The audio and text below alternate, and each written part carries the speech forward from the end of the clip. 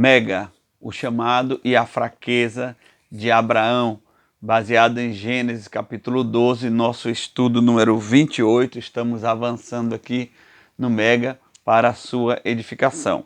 Eu vou ler o verso 1 e o 2 apenas para contextualizar.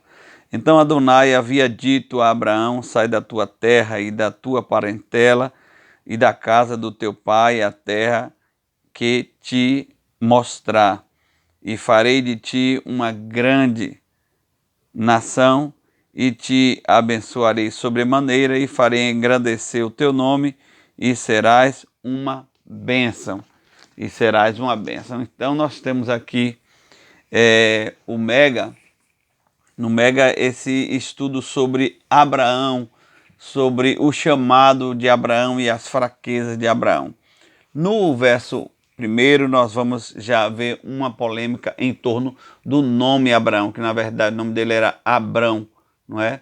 Então, Abrão, em geral, se traduz como pai de muitos, depois ele vem ser pai de nações, Abraão, pai de muitos. Mas, na origem da palavra, aquela origem Avram, tem a ver também com membro de animal, para trazer a ideia de fertilidade, a ideia de potência no sentido de multiplicar-se, né? Então tem essa controvérsia no significado do nome, mas em geral você vai achar a tradução pai de muitos, Avram, não é? Depois Abraham. Então nós vamos ver Deus chamando Abraão: sai da tua terra, e esse chamado de Deus é interessante, até engraçado, porque está aqui a expressão hebraica leca, significa como alguém que está dizendo vai, sai, tipo tangendo uma ovelha, tipo incitando Abraão a sair logo, não é? Nessa trajetória do capítulo 12, Abraão passa por pelo menos 4 nações. É interessante porque ele vem a ser um peregrino, daí vai gerar a palavra hebreu, que significa atravessador, e judeu, não é, para trazer o significado mais moderno. Então, nós temos aqui um homem que ele nasce em um meio de idolatria. Ele nasce no sul da Babilônia. Abraão, ele nasce no Iraque, não é? Abraão, de nascimento, ele é iraquiano, ele é estrangeiro, e ele depois vai descendo e para Turquia, não é? De Harã ele vai descendo para a Turquia, e ele vai chegar no meio do terreno cananeu, que já é ali descendo Síria para Israel, e vai descendo até o Egito. Nós vamos ver aqui. Aparece uma expressão ainda no verso 1, Umibei, que significa casa de ancestrais, lar dos antigos. Sai da casa do teu pai, não é? Como Deus fala, da tua parentela. Tem um significado forte essa expressão. Em textos paralelos bíblicos, né, rabínicos, diz ali que Abraão, ele pegou um machado. O pai dele era fabricante de ídolos, como um babilônico, né? E Abraão pegou o machado e quebrou todos os ídolos, só deixou o grande, não é? E pegou o machado e colocou nas mãos do grande. E quando o pai perguntou, ele disse: olha, o ídolo maior, e matou os menores. E o pai disse: isso não tem como acontecer. Tera, né, o pai de Abraão. Tera disse: isso não tem como acontecer, porque isso aí são ídolos de barro. E então Abraão fez tipo uma pegadinha com Tera e disse: como é que você adora a ídolos de barro que não se movimentam e não tem vida, né? Tem essa história, mas ela não está na Bíblia, mas ela ilustra o contexto de idolatria e a saída de Abraão. Existem também comentários sobre uma animosidade, entre aspas, entre Abraão e Nimrod também, não é? Então, enfim, Abraão sai dali daquela região da Babilônia, do Iraque, não é? Então, sai de Ur dos caldeus.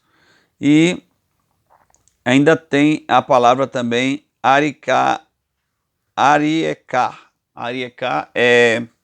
não sei se a pronúncia está correta, mas para a terra que te mostrarei, mas também tem a conotação de te honrarei, para a terra onde eu vou te honrar, não é?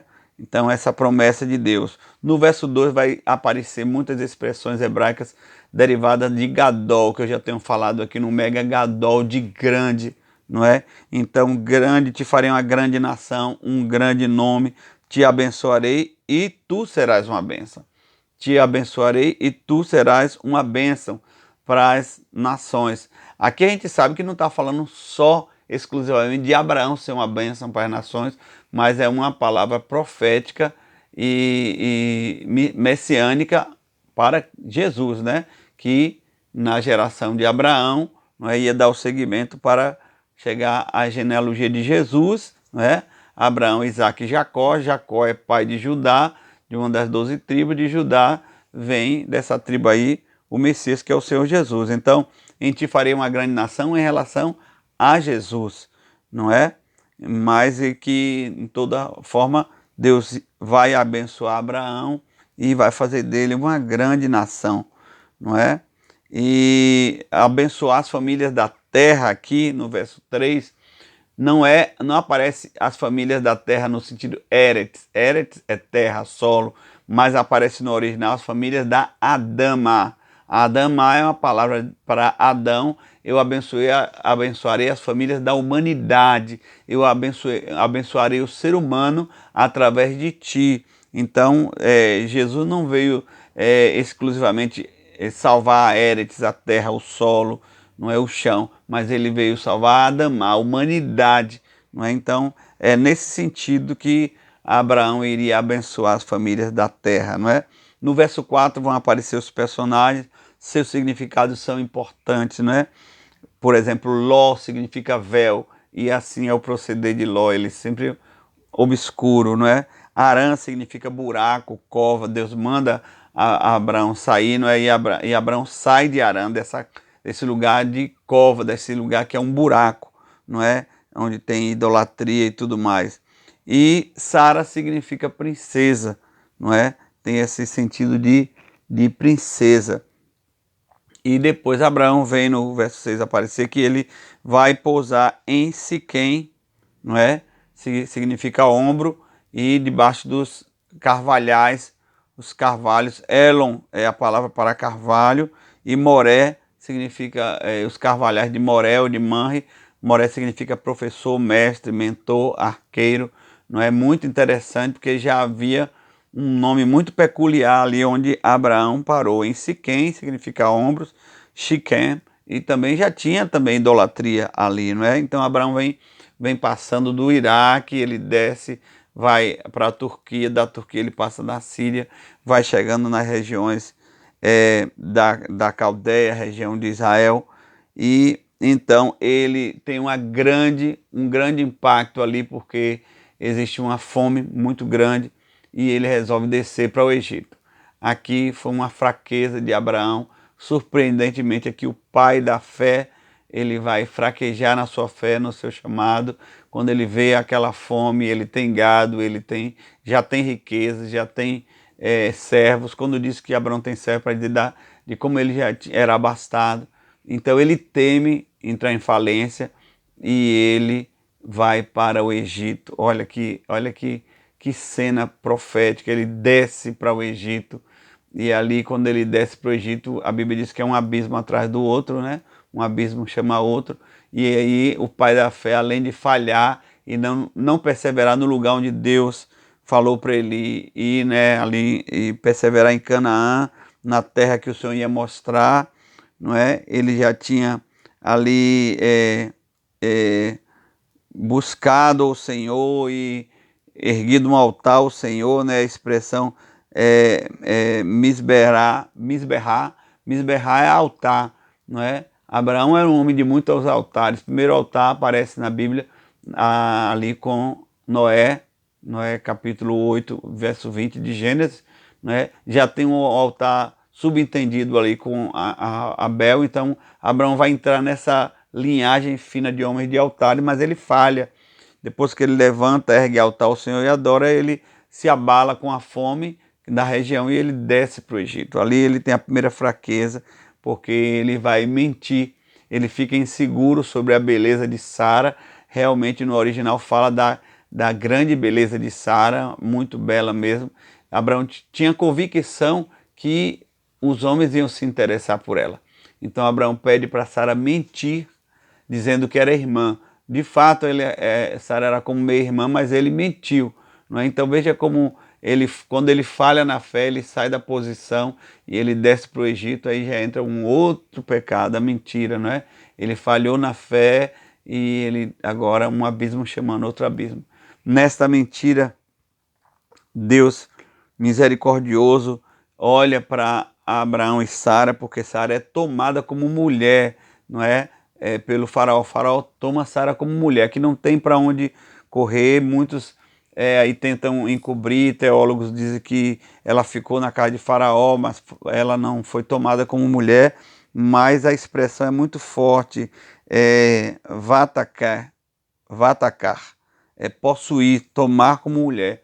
Essa expressão hebraica vatacar. E Faraó tomou-a e levou para a sua casa. Ela era muito bela e passou algum tempo mesmo Faraó tendo Sara como mulher, não é? E então Deus permitiu, não é?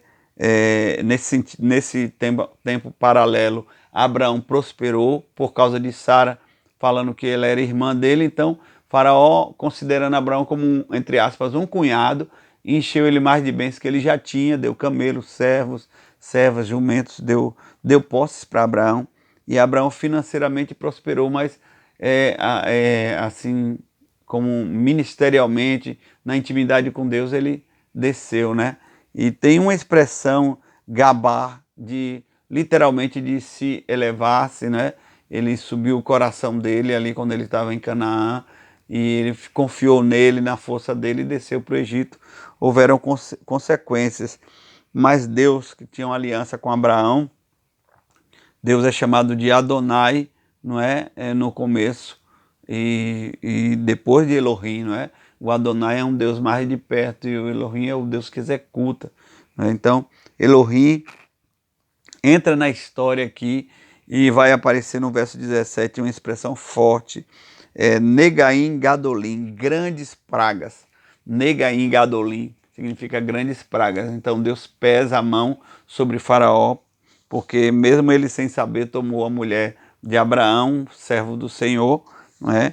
Então Deus pesou a mão sobre o Egito. A gente que pensa, muitos pensam que as pragas do Egito só vieram no período de Moisés e o povo de Israel, mas não. O Egito já sofria com pragas que Deus mandava desde Abraão, não é? Porque Faraó tomou a mulher de Abraão. Deus tem uma maneira de trabalhar que às vezes a gente nem entende na nossa ética chinfrim, limitada, mas Deus que sabe de todas as coisas, mesmo no erro, na fraqueza de Abraão, Deus abençoou Abraão, que ele tinha uma aliança com Abraão, e Abraão era um homem de altares, não é?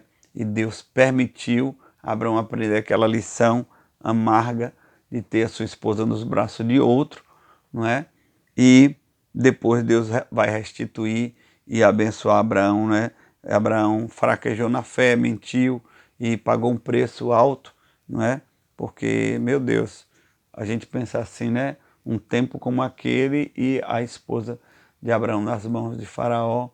Então ele não tinha expectativa de ter Sara restituída. Mas então Deus faz Faraó entender que aquelas pragas era porque ele tinha tomado Sara por mulher, e ele vai indagar, ele fica furioso, mas ele teme ao Deus de Abraão, ele não se levanta contra Abraão.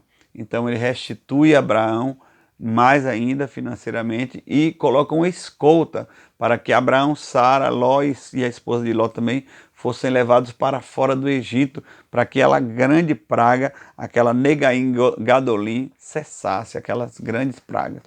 Assim termina a saga de Abraão no capítulo 12, não é? E o que é que nós meditamos aqui?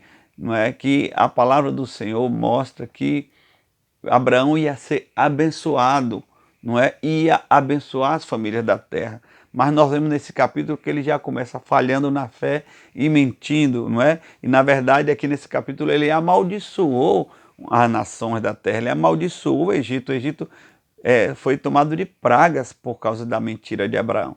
Então, como assim, Deus? Porque nesse contexto, no capítulo 12 de Gênesis, não está falando que Abraão em si, tão somente a pessoa de Abraão, ia abençoar as famílias da terra, mas na geração de Abraão ia se levantar o Senhor Jesus Cristo. Esse sim abençoou e abençoa todas as famílias da terra, não é? E na geração de Abraão o Senhor foi levantado. Num sentido histórico, Abraão é um pai da fé e uma referência para as três grandes religiões do mundo. Então Abraão tem uma referência muito forte para o judaísmo, para o islamismo e para o cristianismo, não é? Mas de fato, quem é poderoso para abençoar as famílias da terra não é Abraão, mas é o Senhor Jesus Cristo.